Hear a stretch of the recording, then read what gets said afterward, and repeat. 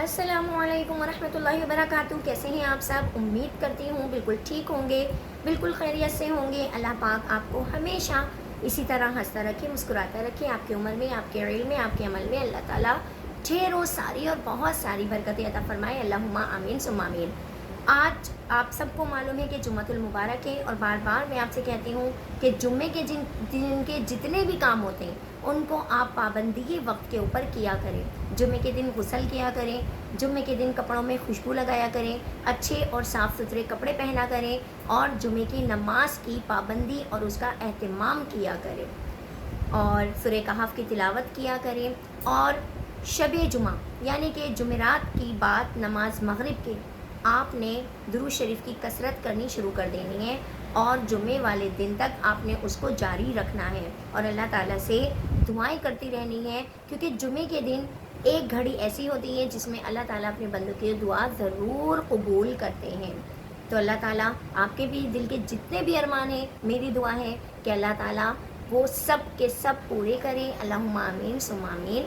آپ کو نیک لوگوں کی صحبت میں اللہ تعالیٰ شامل کر لے، برے لوگوں سے، خراب لوگوں سے اور برائیوں سے اللہ تعالیٰ آپ کو محفوظ کر دے۔ اللہم آمین ثم آمین۔ دیکھیں، ہم سوچتے ہیں نا کہ ہم نماز پڑھتے ہیں، اگر ہم نماز پڑھتے ہیں، دعائیں مانگتے ہیں، قرآن مجید کی تلاوت کرتے ہیں، اور حمد و ثنا کی تسبیحات پڑھتے ہیں، تو اس کا مطلب یہ ہے کہ اللہ رب العزت کو ہم سب سے بہت محبت ہے، اس لیے وہ ہر وقت ہماری زبان سے بار بار اپنا نام سننا پسند فرما رہا ہوتا ہے۔ ہم کس قدر خوش نصیب ہیں۔ اس نعمت کی قدر کیجیے اور اس محبت کو نظر انداز نہ کیجیے۔ اللہ سے جڑے رہیں، اللہ سے مانگیں، اور اللہ سے ہی توقع رکھیں۔ یقین مانیں، رب سے جڑنے کا سفر بہت حسین ہے۔ بے شک ہم کس قدر پریشان ہوتے ہیں، بعض دفعہ تو ایسا ہوتا ہے کہ ہمیں اپنے حالات جو ہم پہ گزر رہے ہوتے ہیں، جو ہم اپنے آس پاس دیکھ رہے ہوتے ہیں، اس قدر ہم اپنے حالات سے، اپنی زندگی کی مشکلات سے دل برداشتہ ہو جاتے ہیں کہ ہمارا دل چاہتا ہے کہ ہم خوب پھوٹ پھوٹ کر روئیں، اپنی تکلیف دوسروں کے سامنے ہم شیئر کر رہے ہوتے ہیں۔ لیکن آپ اس بات کو یاد رکھیں کہ جب ہم کسی سے اپنے دل کا حال بتاتے ہیں، اس وقت تو ہمیں تھوڑی سی دیر کے لیے سکون مل جاتا ہے، پھر کیا ہوتا ہے، ہمیں وقتی طور کا سکون جو ملتا ہے وہ ہمیں نہیں چاہیے ہوتا، ہمیں مکمل سکون چاہیے۔ اور مکمل سکون ہمیں کب ملے گا؟ جب ہم اپنے رب کے ساتھ جڑ جائیں گے، ہم سچے دل سے اپنے اللہ کو اپنی پریشانیاں بتائیں گے۔ اور یہ کب ہوگا؟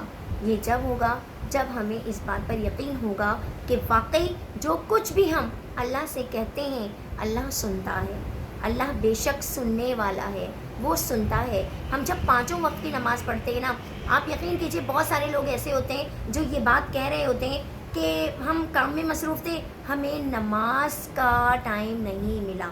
بہت سارے لوگ ایسے ہوتے ہیں، بہت ساری خواتین ایسی ہوتی ہیں، وہ یہ کہتی ہیں ہم اپنے گھروں کے کاموں میں اتنے مشغول تھے کہ ہمیں نمازیں ادا کرنے کا ٹائم ہی نہیں ملتا۔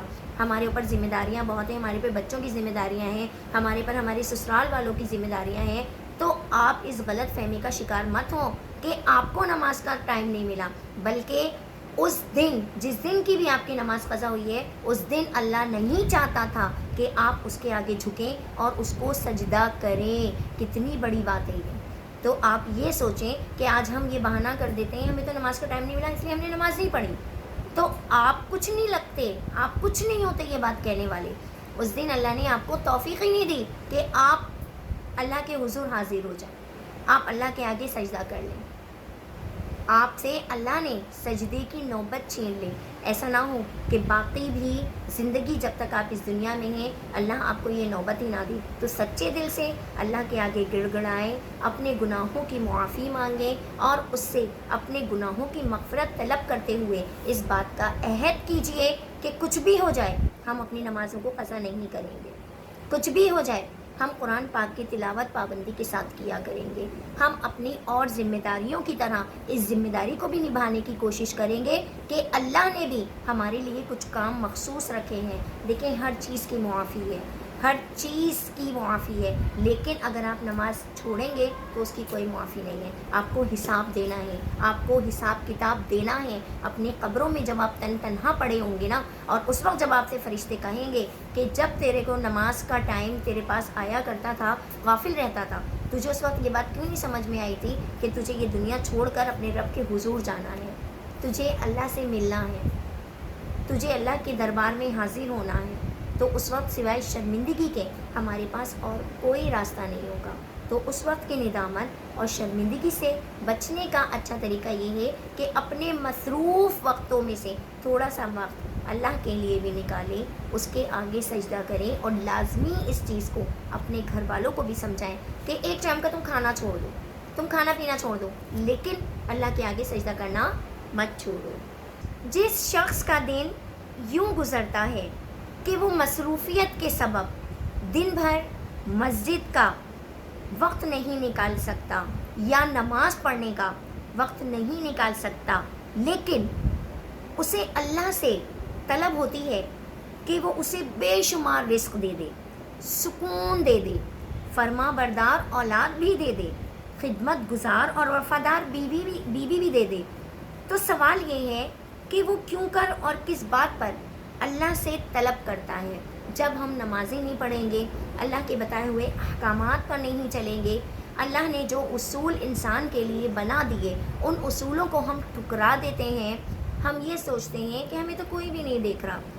جب مریں گے جب دیکھی جائے گی. بہت سارے لوگ ہوتے ہیں جو یہ بات کہتے ہیں، نعوذ باللہ، یہ بات منہ سے نہیں نکالنی چاہیے کہ جب ہم مریں گے جب دیکھی جائے گی. تو جب ہم اللہ کے بتائے ہوئے احکامات پورے کر ہی نہیں رہے، اس نے کہا نمازیں پڑھنی ہیں، ہم نے کہا نہیں، ہمارے پاس تو ٹائم ہی نہیں ہے، ہم تو صرف دنیا کے پیچھے بھاگ رہے ہیں نا، ہمارے پاس ٹائم ہی نہیں ہوتا.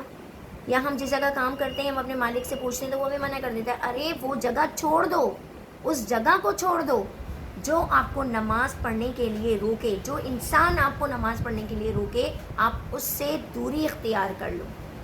پھر آپ کیوں طلب کرتے ہو کہ اللہ تعالیٰ میری زندگی میں سکون نہیں ہے تو میری زندگی میں سکون عطا کر دے، اللہ تعالیٰ میری اولاد نافرمان ہو گئی ہے، میری اولاد کو فرما بردار بنا دے، اللہ تعالیٰ مجھے تو بڑی نیک بیوی چاہیے، پردے کی پابند بیوی چاہیے، مجھے تو ایسی بیوی چاہیے کہ جس کے ہاتھوں کے ناخن بھی کسی غیر مرد نے نہ دیکھے ہو، جس کے سر کے بال کسی غیر مرد نے نہ دیکھے ہو. توقعات آپ کی اللہ تعالیٰ سے، اللہ ماشاء اللہ بڑی بڑی ہوتی ہیں، لیکن اپنے کاموں پر آپ کی نظر نہیں ہوتی کہ ہم ایسے کام بھی تو کریں نا کہ اللہ تعالیٰ ہمیں یہ ساری چیزیں عطا کرے. آج بہت سارے لوگوں کو میں نے روتے دیکھا ہے، اکثر لوگ رو رہے ہوتے ہیں، ہماری اولاد ہماری فرما بردار نہیں ہے، ہماری اولاد ہمارا کہا نہیں مانتی، ہمارا کہنا نہیں مانتی. تو جب آپ کی اولاد نے شروع سے آپ کو دیکھا ہی نہیں، اس نے اپنے بچپن کی ایک عمر آپ کے ساتھ گزار دی، کہتے ہیں نا 4-5 سال کے بچے کی عمر کچے ذہن کی عمر ہوتی ہے، جو کچھ آپ اپنے گھر میں کر رہے ہوتے ہیں، جو کچھ اس کو سکھا رہے ہوتے ہیں، وہ اس کے دماغ میں گھل جاتا ہے اور وہ اسی طریقے سے چلنا اپنی زندگی شروع کر دیتا ہے. جب وہ 10 سال کا ہوا، جب وہ 11 سال کا ہوا، ارے آپ تو پہلے خود نماز کی پابندی کریں نا، آپ نے تو اپنے بچے کو نماز کی پابندی کا سکھایا ہی نہیں، بتایا ہی نہیں، تو بچہ نماز کی پابندی کیسے کرے گا؟ اس نے آپ کے گھر کے ماحول کو دیکھا، لڑائی جھگڑا، گالم گلوچ، یہ سب کچھ چیزیں دیکھیں، رشتہ داریوں میں آپس میں ناچاقیاں، لوگ آ جائیں تو منہ بنا کے بیٹھنا، بڑوں کو سلام نہ کرنا، چھوٹوں سے عزت سے بات نہ کرنا، پیار سے بات نہ کرنا، تو تکار، یہ سب چیزیں اس نے اپنے گھر میں دیکھی. تو وہ کیا آپ سے اچھی چیزیں سیکھا ہے جس کی آپ کو توقع ہوتی ہے کہ آپ کی اولاد بہت اچھی اور زبردست اٹھے؟ ارے پہلے اپنے آپ کو دیکھیں، آپ نے کون سے ایسے کام کیے جس کی وجہ سے آج آپ کی اولاد آپ کا کہا نہیں مانتی، آج آپ کے گھر میں پریشانیاں ہیں، تکلیفیں ہیں. تو کیا آپ اللہ کی کون سے ایسے کام ہیں اللہ کی نافرمانیوں کے جو آپ کر رہے ہیں، مستقل آپ سے کوتاہیاں ہو رہی ہیں؟ اپنا محاسبہ کیجئے اور اپنے آپ کو دیکھیے، اور ہر وقت چلتے پھرتے اٹھتے بیٹھتے استغفار کی کثرت کیجئے. جب صبح اٹھیں فجر کی نماز پڑھیں، فجر کی نماز کے بعد سے آپ نے پڑھنا ہے استغفر اللہ ربی من کل ذنب واتوب الیہ، استغفر اللہ ربی من کل ذنب واتوب الیہ. آپ استغفار کی کثرت زیادہ سے زیادہ کرتے رہیں. استغفار آپ کے گناہوں کو دھو دیتا ہے. پڑھیں تو پڑھنے والے تو بنے. کوئی اگر آپ کو کوئی بات سمجھائے تو اس پر عمل تو کریں، بلکہ جب کوئی اگر کوئی بات سمجھا رہا ہوتا ہے، ہمارے بھلے کے لیے سمجھا رہا ہوتا ہے، تو ہمارے منہ سے جملہ نکلتا ہے، جاؤ بھائی جاؤ، اپنے کام سے کام رکھو.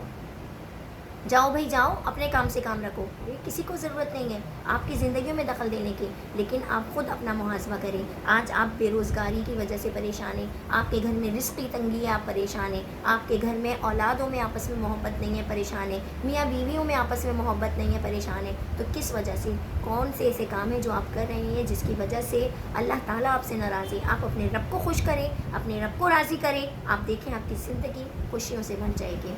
उम्मीद करती हूँ आज जो कुछ भी मैंने बोला है आपकी समझ आया होगा और आज की वीडियो आपको पसंद आई होगी। इंशाल्लाह ज़िंदगी रही तो नेक्स्ट वीडियो के साथ एक बार फिर हाजिर होंगी। जब तक के लिए अपना ढेर सारा ख्याल रखिएगा, मुझे भी दुआओं में याद रखिएगा। अस्सलामु अलैकुम व रहमतुल्लाहि व बरकातुहू।